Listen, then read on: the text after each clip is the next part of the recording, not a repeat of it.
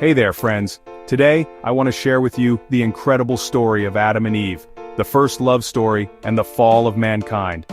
In the beginning, God created the heavens and the earth. On the sixth day, he formed the first man, Adam, from the dust of the ground and breathed life into him. God placed Adam in the beautiful Garden of Eden, a paradise filled with every kind of tree that was pleasing to the eye and good for food. But God saw that Adam was alone, and he decided to make a helper suitable for him. So God caused Adam to fall into a deep sleep, took one of his ribs, and from it, created the first woman, Eve.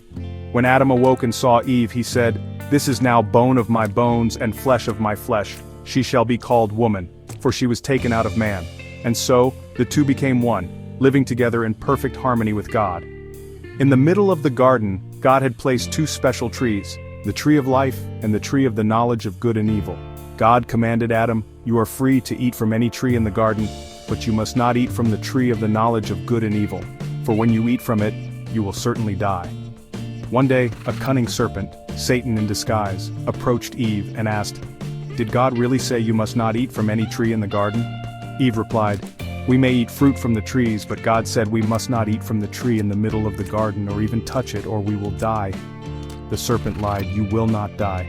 For God knows that when you eat from it your eyes will be opened, and you will be like God, knowing good and evil." Eve looked at the fruit. It was beautiful and seemed desirable for gaining wisdom. She took some, ate it, and also gave some to Adam, who was with her. As soon as they ate the fruit, their eyes were opened, and they realized they were naked. Filled with shame, they sewed fig leaves together to cover themselves. That evening they heard God walking in the garden and hid among the trees. God called out, "Where are you?" Adam answered, "I heard you in the garden, and I was afraid because I was naked, so I hid." God asked, "Who told you that you were naked? Have you eaten from the tree I commanded you not to eat from?" Adam blamed Eve, "The woman you put here with me. She gave me the fruit, and I ate it." Eve, in turn, blamed the serpent deceived me, and I ate."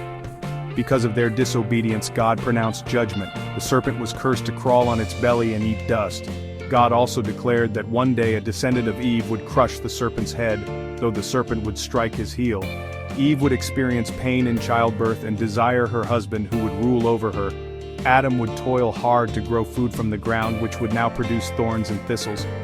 Most importantly, because they had sinned, Adam and Eve could no longer live forever in Eden.